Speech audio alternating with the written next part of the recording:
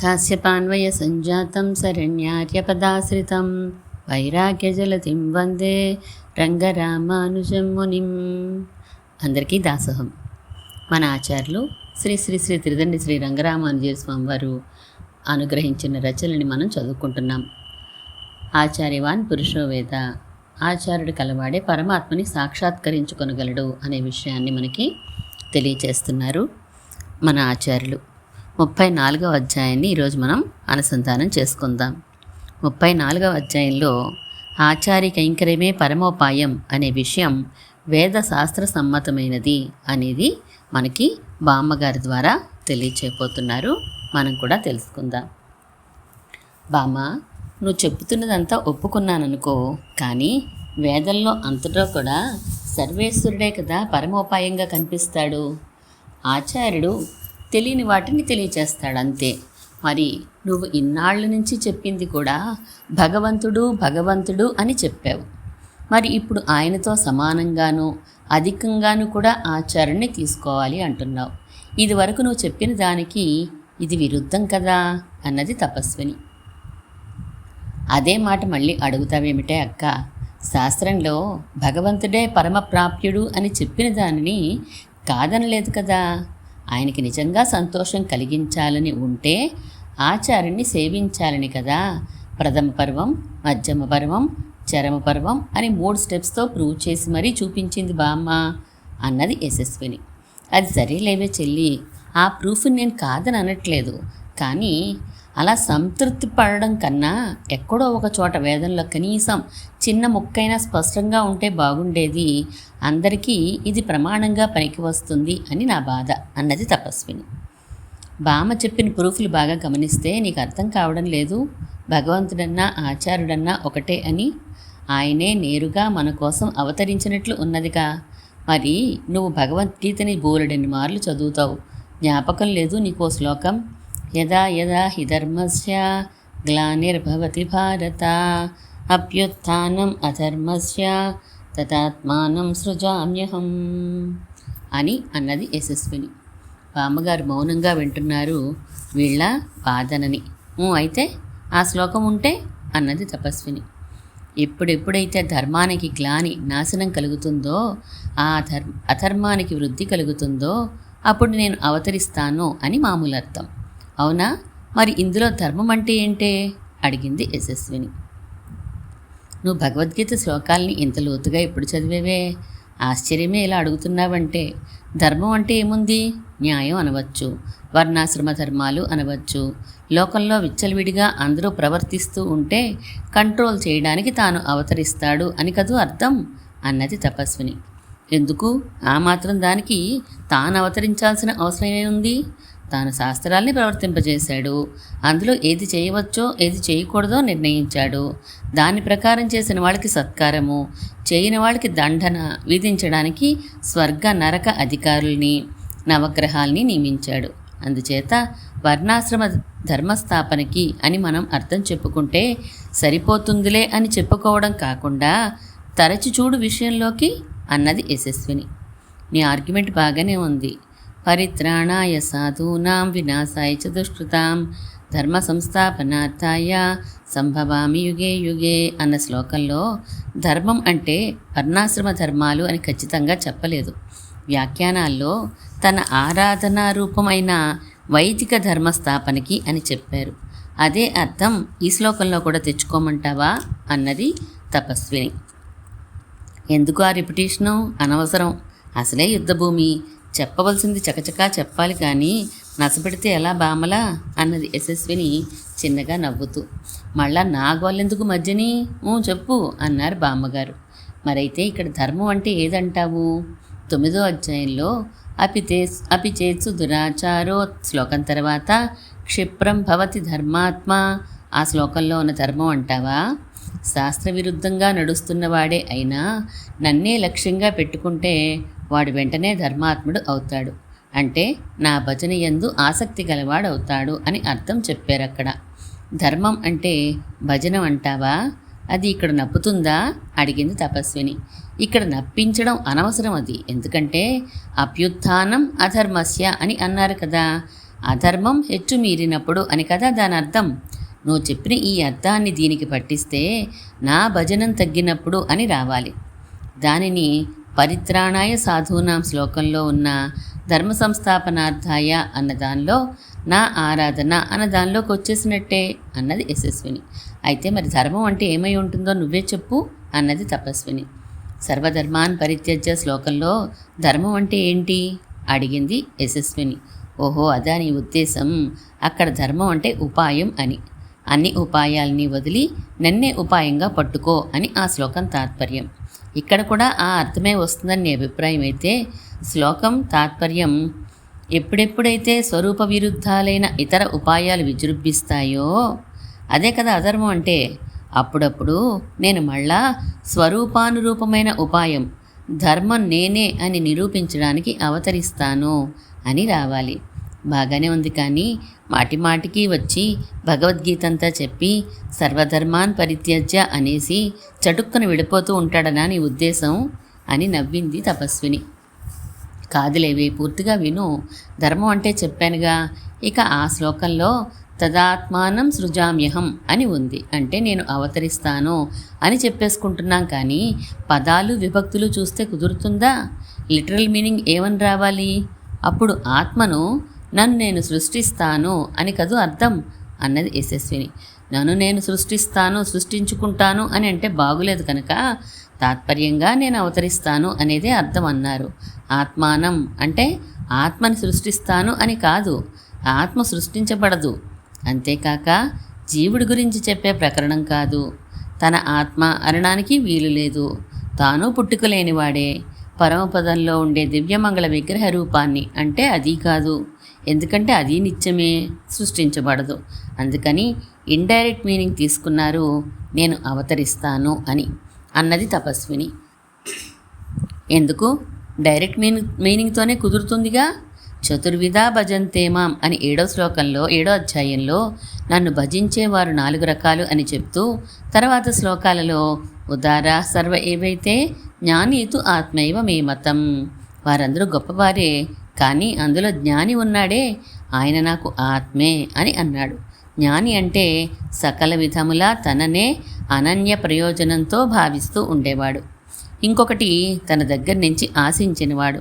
అలాంటి జ్ఞాని తనకి ఆత్మ అని అన్నాడాయన. ఆత్మలన్నిటికీ పరమాత్మ ఆత్మ అని తెలుసు, కానీ మనకి ఆ పరమాత్మకి ఆత్మ ఉందా?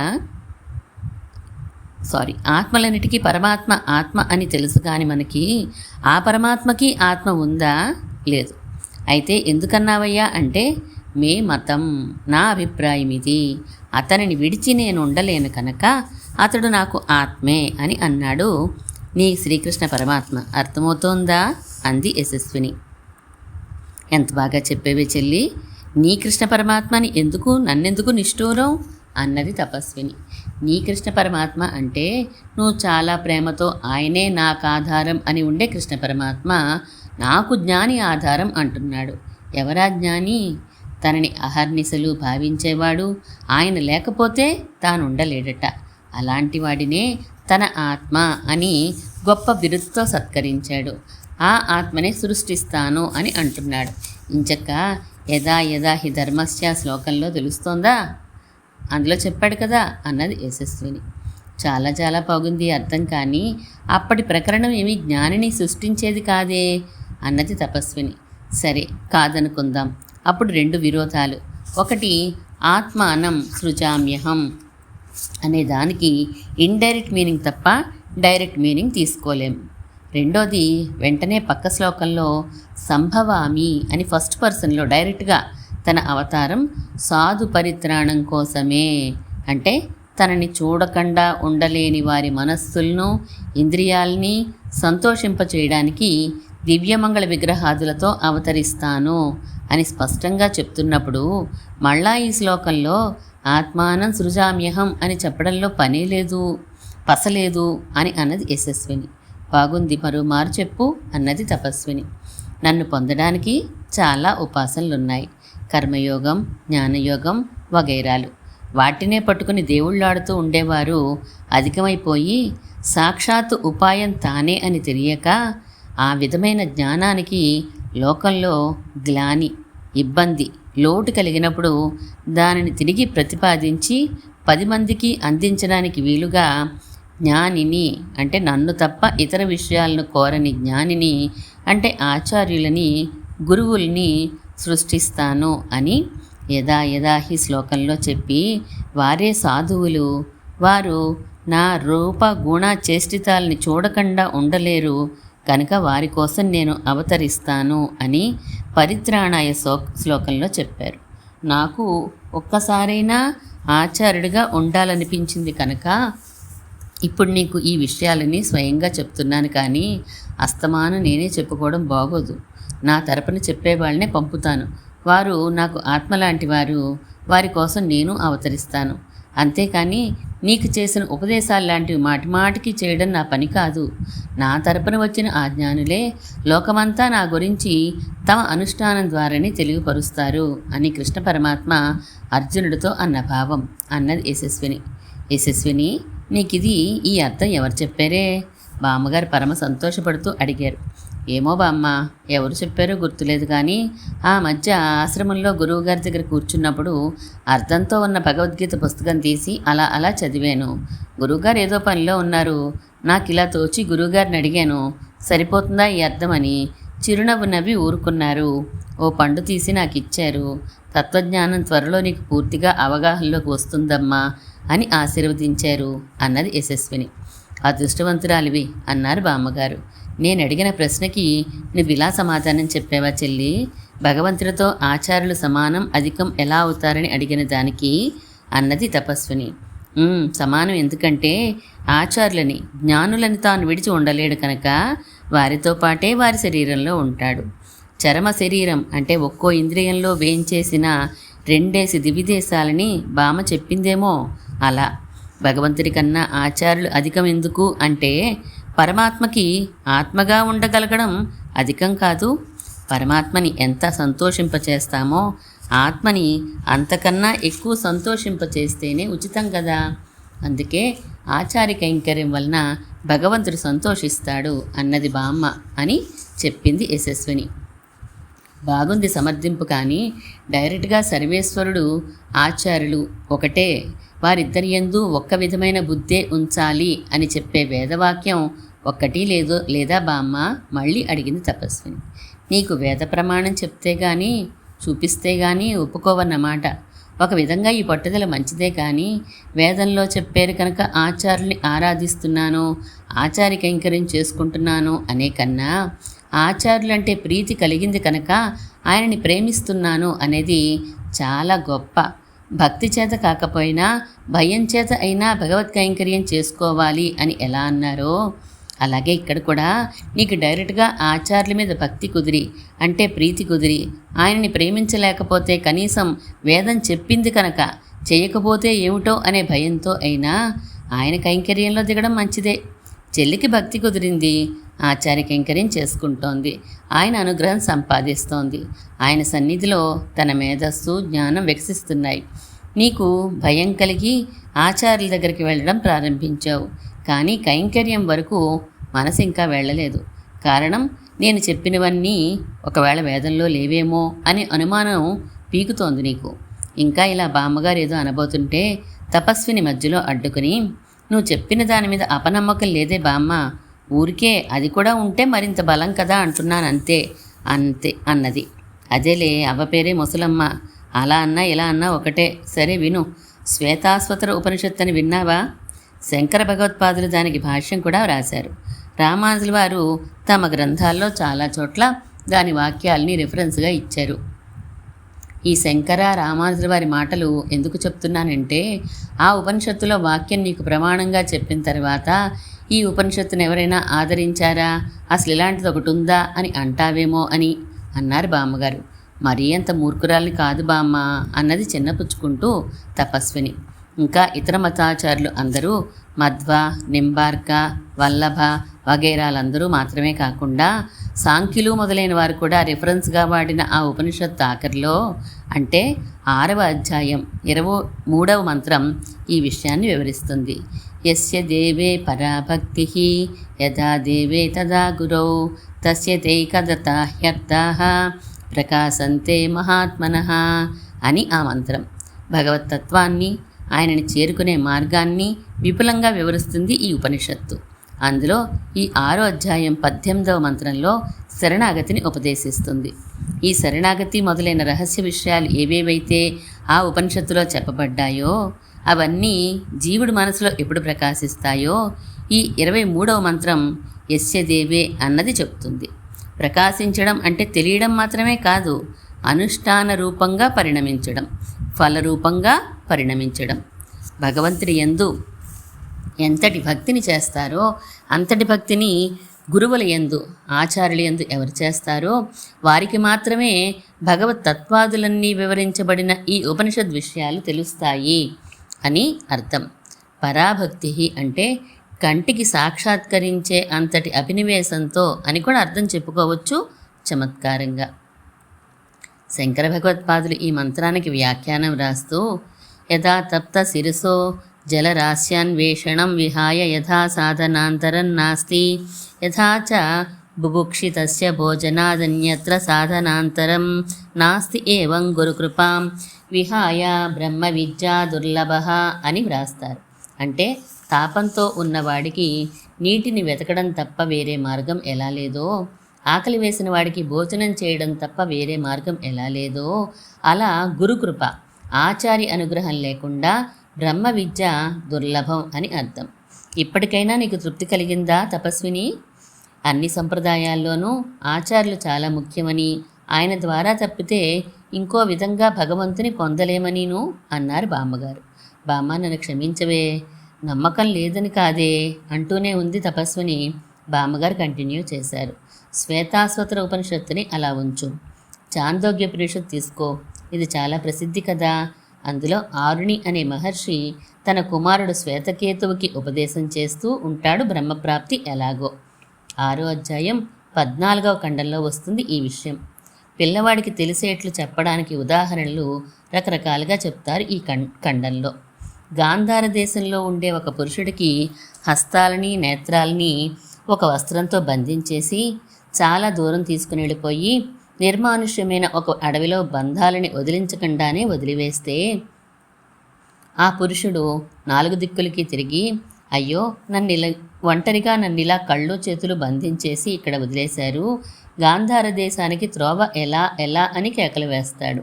అప్పుడు ఎవరైనా ఒకరు చూసి జాలిపడి వాడి బంధాల్ని విప్పదీసి, ఇదిగో ఇది త్రోవ గాంధార దేశానికి అని చెప్తే బుద్ధిమంతుడైన ఆ పురుషుడు ఎలా అయితే ఊరూరు అడుగుతూ చివరికి గాంధార దేశానికి చేరుకుంటాడో అలాగే ఆచార్యుడున్న జీవుడికే భగవత్ ప్రాప్తి కలుగుతుంది. అలాంటి వాడికి ఎంతవరకు ఈ శరీర బంధం విడదో అంతవరకే ఆలస్యం మోక్షాన్ని పొందడం అని స్పష్టంగా ఆచార్యవాన్ పురుషో వేద తస్య తావదేవ చిరంయావన్న విమోక్షే అధ సంపత్స్యే అంటున్న మంత్రం 6లో 14లో 2 చాందోగ్య ఉపనిషత్తులో ఉన్నది.